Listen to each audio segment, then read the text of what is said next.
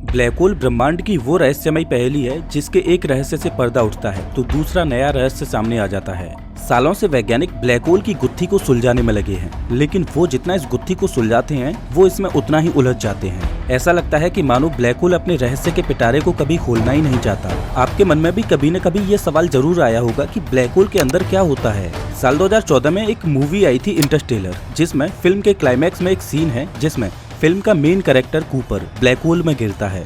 शुरुआत में तो कूपर के सामने सब कुछ काला होता है और अचानक कूपर 5 डायमेंशनल टेसरेक्ट में पहुंच जाता है, जहां पर वो समय के फिजिकल रूप को देखता है। वो अपने बीते हुए कल को देख पा रहा था और ग्रेविटी के द्वारा अपने पास्ट में कम्युनिकेट करता है। ये वास्तव में एक दिमाग हिला देने वाला कॉन्सेप्ट था, लेकिन ये कॉन्सेप्ट कुछ सवालों को जन्म देता है कि क्या वास्तव में ब्लैक होल के अंदर ऐसा ही कुछ होता है। क्या होगा अगर आप एक ब्लैक होल में गिर जाओ।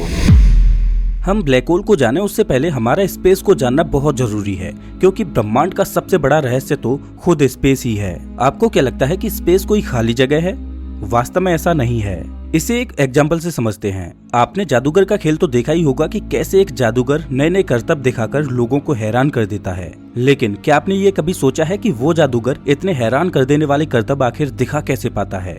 क्या है उसकी जादू का रहस्य? वास्तव में देखा जाए तो जादूगर की जादू का रहस्य उस स्टेज में छिपा है जिस पर वो खड़ा है। जादूगर उस स्टेज पर अपना मायाजाल बिखेरता है और आपको एंटरटेन करता है। आप बोल सकते हो कि जादूगर की स्टेज एक रंगमंच की तरह है, जिस पर जादूगर अपनी चीजों को बिखेर देता है और उन्हें देखकर लोग हैरान होते रहते हैं। वास्तव में हमारा ब्रह्मांड भी एक जादूगर है और स्पेस जादूगर की स्टेज की तरह एक रंगमंच है, जिस पर ब्रह्मांड रूपी जादूगर अपनी चीजों को फैलाकर नए नए करतब दिखाता है। जिस तरह बिना स्टेज के जादूगर अधूरा है, उसी तरह बिना स्पेस के ब्रह्मांड अधूरा है। ब्रह्मांड इसी स्पेस में गैलेक्सीज, ब्लैक होल्स, स्टार्स और प्लैनेट्स इत्यादि को फैलाकर अपने करतब दिखा रहा है। स्पेस रूपी रंगमंच इतना लचीला है कि इसको आप ट्विस्ट कर सकते हो, मोड़ सकते हो, खींच सकते हो, दबा सकते हो। स्पेस को आप अपने मन मुताबिक ढाल सकते हो, लेकिन स्पेस को मोड़ पाना इतना आसान नहीं है। स्पेस को मोड़ने के लिए हमें बहुत ज्यादा ताकत की जरूरत पड़ेगी, लेकिन ब्रह्मांड रूपी जादूगर के पास स्पेस को मोड़ने के बहुत सारे पैतरे हैं।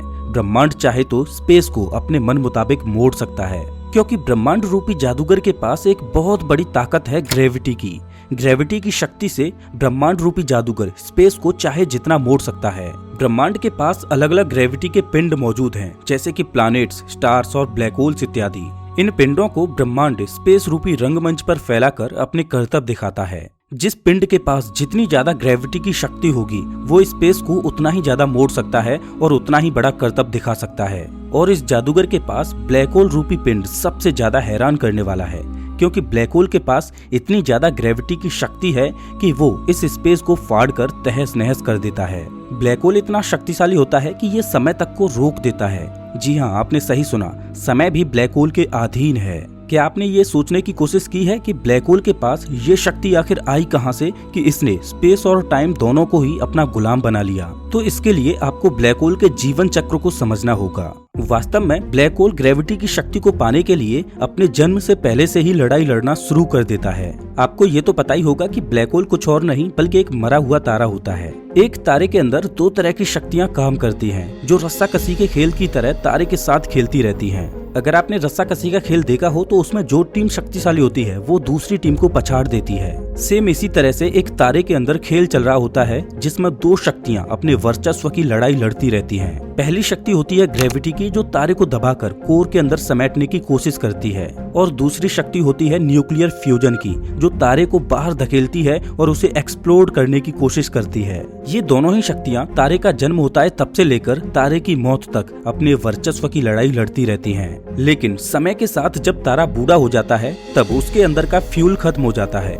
जिस वजह से न्यूक्लियर फ्यूजन की शक्ति कमजोर पड़ने लगती है और ग्रेविटी हावी होने लगती है। जैसे ही ग्रेविटी का प्रभाव बढ़ता है, वैसे ही तारा अंदर की ओर कोलैप्स कर जाता है और तारा ग्रेविटी को संभाल नहीं पाता, जिससे सुपरनोवा एक्सप्लोजन में तारा अपना दम तोड़ देता है। लेकिन सुपरनोवा एक्सप्लोजन के बाद पीछे रह जाती है हाई डेंसिटी की ठंडी स्टेलर कोर। जिस तारे का द्रव्यमान हमारे सूर्य से 8 से 10 गुना ज्यादा होता है, वो तारा मरने के बाद एक ब्लैक होल बनता है। लेकिन एक एवरेज स्टार मरने के बाद एक व्हाइट ड्वार्फ या न्यूट्रॉन स्टार बन जाता है, और हमारा सूर्य मरने के बाद एक व्हाइट ड्वार्फ में तब्दील हो जाएगा। एक ब्लैक होल की ग्रेविटी कितनी शक्तिशाली होती है इसका अंदाजा आप इस चीज से लगा सकते हो कि अगर हमारी धरती को कंप्रेस करके पृथ्वी के सारे मैटर को एक कंचे जितनी बड़ी गोली के अंदर भर दिया जाए तो हमारी पृथ्वी एक ब्लैक होल बन जाएगी, लेकिन उसकी ग्रेविटी उतनी ही रहेगी जितनी कि अभी की पृथ्वी की है। इससे आप अंदाजा लगा सकते हो कि सिर्फ एक कंचे जितना छोटा ब्लैक होल ही हमारी पृथ्वी के बराबर ग्रेविटी की शक्ति रखता है।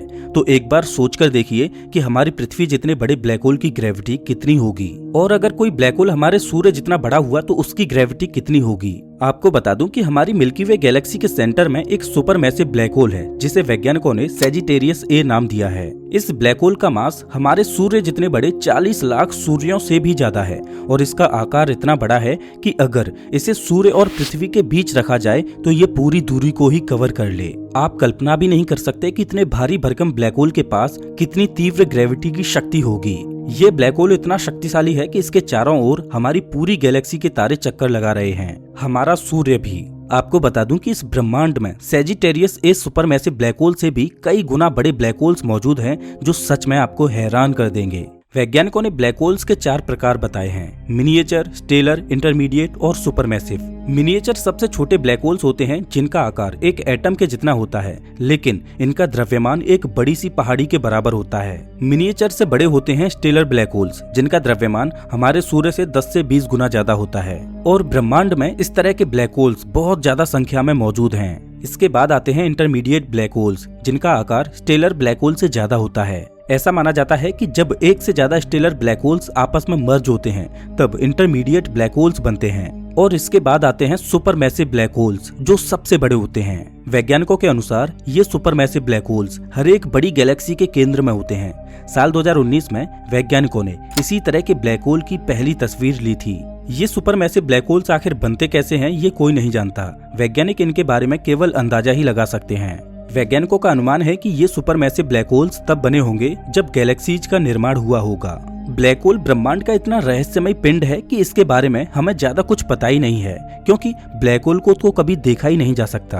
किसी भी चीज को तब देखा जा सकता है जब वो लाइट को रिफ्लेक्ट करे, लेकिन ब्लैक होल की ग्रेविटी इतनी शक्तिशाली होती है कि ये स्पेस को इस तरह से मोड़ती है कि ब्रह्मांड की सबसे तेज चलने वाली चीज लाइट भी उसमें फंसकर रह जाती है। मतलब ब्लैक होल इतना शक्तिशाली होता है कि ये प्रकाश को भी निगल जाता है। जब ये प्रकाश को छोड़ेगा ही नहीं तो भला इसे देखा कैसे जा सकता है। अब आप सोच रहे होंगे कि जब इसे देखा ही नहीं जा सकता तो वैज्ञानिकों ने इसकी फोटो कैसे ले ली। तो आपको बता दूं कि ब्लैक होल की एक बाउंड्री होती है जिसे इवेंट होराइजन बोला जाता है, जिसे आप पॉइंट ऑफ नो रिटर्न भी बोल सकते हो। अगर कोई चीज इस इवेंट होराइजन को पार करती है तो वो हमेशा के लिए ब्लैक होल के अंदर समा जाएगी, वो कभी वापस नहीं लौट सकती। तो असल ब्लैक होल तो इस इवेंट होराइजन के बाद है, और वैज्ञानिकों ने जो तस्वीर ली है वो इस इवेंट होराइजन की है, ना कि ब्लैक होल की। अब आपके मन में एक सवाल आ सकता है कि जब ब्लैक होल को देखा ही नहीं जा सकता तो वैज्ञानिक ब्रह्मांड में ब्लैक होल्स को कैसे खोज लेते हैं। तो इसका जवाब है कि ब्लैक होल को खोजने का सिर्फ एक ही तरीका है, वो ये कि ये अपने आसपास के मैटर पर किस तरह का प्रभाव डालता है। जैसे कि ब्लैक होल के संपर्क में कोई मैटर आता है, जैसे कि कोई स्टार या प्लैनेट, तो ब्लैक होल उसे इस तरह से अपनी ओर खींचता है कि उसका सारा मैटर ब्लैक होल के चारों ओर फैल जाता है। मैटर की ब्लैक होल के चारों ओर एक डिस्क बन जाती है जिसे ब्लैक होल खाता रहता है। इस डिस्क को वैज्ञानिकों ने एक्रीशन डिस्क का नाम दिया है। जैसे जैसे तारे का मलबा और गैस इस एक्रीशन डिस्क में तेजी से घूमता है, वैसे वैसे उसकी हीट बढ़ने लगती है। ये डिस्क इतनी गर्म हो जाती है कि एक्सरे को रिलीज करने लगती है, और इस एक्सरे लाइट को वैज्ञानिक पृथ्वी पर लगे उपकरणों से डिटेक्ट करते हैं, जिससे उन्हें पता चलता है कि वहाँ कोई ब्लैक होल है। और इसी जानकारी से वैज्ञानिक ये भी पता लगा लेते हैं कि वो ब्लैक होल कितना बड़ा होगा। लेकिन आपको बता दूं कि हर एक ब्लैक होल के पास ये एक्रीशन डिस्क नहीं होती। जिन ब्लैक होल्स के पास ये डिस्क नहीं होती, ऐसे ब्लैक होल्स को खोज पाना बड़ा मुश्किल होता है। वैज्ञानिक ऐसे ब्लैक होल्स को केवल प्रकाश के कर्वेचर से ही खोज पाते हैं। जैसे कि मान लो कि पृथ्वी से बहुत दूर ये एक तारा है जिसका प्रकाश पृथ्वी पर एक सीधी रेखा में आ रहा है। अगर ये प्रकाश कर्व होकर पृथ्वी तक पहुंचता है तो इसका मतलब ये है कि प्रकाश के रास्ते में कोई ऐसा ऑब्जेक्ट है जो प्रकाश को इतनी भारी मात्रा में बेंड कर रहा है। हालांकि इस जगह पर कोई बहुत बड़ा सा तारा हो तो उसकी ग्रेविटी से भी प्रकाश बेंड हो सकता है, लेकिन अगर ये कोई तारा होता तो वो पृथ्वी से दिखाई देता।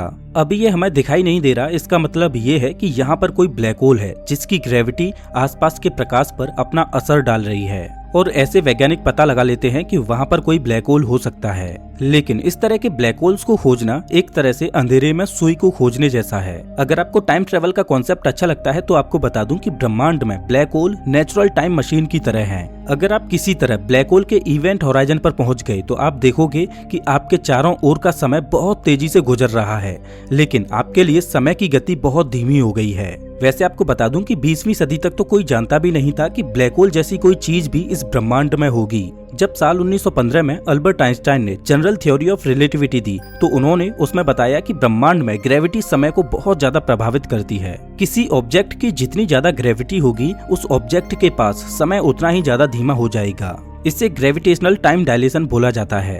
अल्बर्ट आइंस्टाइन ने इमेजिन किया कि स्पेस में जिस ऑब्जेक्ट की जितनी ज्यादा ग्रेविटी होगी वो स्पेस को उतना ही ज्यादा कर्व करेगा, जिससे समय भी स्ट्रेच हो जाएगा और धीमा हो जाएगा, और इस कर्वेचर की वजह से प्रकाश भी उसमें बेंड हो जाएगा। अल्बर्ट आइंस्टाइन की इक्वेशन ये भी बता रही थी कि ब्रह्मांड में कोई ऑब्जेक्ट ऐसा भी होगा जिसकी ग्रेविटी इतनी ज्यादा होगी कि वो स्पेस को सिंगुलरिटी तक बेंड कर दे, इतना बेंड कि उससे बाहर लाइट भी ना जा सके और उस सिंगुलरिटी पर समय ठहर जाए। आइंस्टाइन ने अपनी थ्योरी तो दी थी, लेकिन उनको ये ब्लैक होल का कॉन्सेप्ट बड़ा अजीब सा लगता था, क्योंकि थ्योरी में तो ऐसा संभव है लेकिन प्रैक्टिकली ऐसा असंभव सा लगता है। आइंस्टाइन का देहांत हो गया, लेकिन उन्हें कभी ये पता ही नहीं चल पाया कि ब्लैक होल वास्तव में एग्जिस्ट करते हैं। साल 1971 में थ्योरी रियलिटी में बदल गई। साल 1971 में पहली बार वैज्ञानिकों ने एक ब्लैक होल को खोज निकाला और आइंस्टाइन की इमेजिनेशन सच हो गई, और साल 2019 में हमने ब्लैक होल की पहली तस्वीर को भी देख लिया, जो ये साबित करती है कि ब्लैक होल कोई कल्पना नहीं बल्कि हकीकत है। जिस सिंगुलरिटी की अल्बर्ट आइंस्टाइन ने कल्पना की थी वो वास्तव में ब्लैक होल के केंद्र में मौजूद है, जो स्पेस और टाइम दोनों को भारी मात्रा में प्रभावित कर रही है। ब्लैक होल अंतरिक्ष का वो महादानव है जिसकी भूख कभी शांत नहीं होती। ये अपने संपर्क में आने वाली हर एक चीज को खा जाता है, और ये जितना मैटर खाता है ये उतना ही बड़ा और शक्तिशाली होता जाता है। एक ब्लैक होल पूरी गैलेक्सी को खाने का दमखम रखता है, लेकिन फिर भी ये हमारे लिए एक रहस्यमयी पहेली है।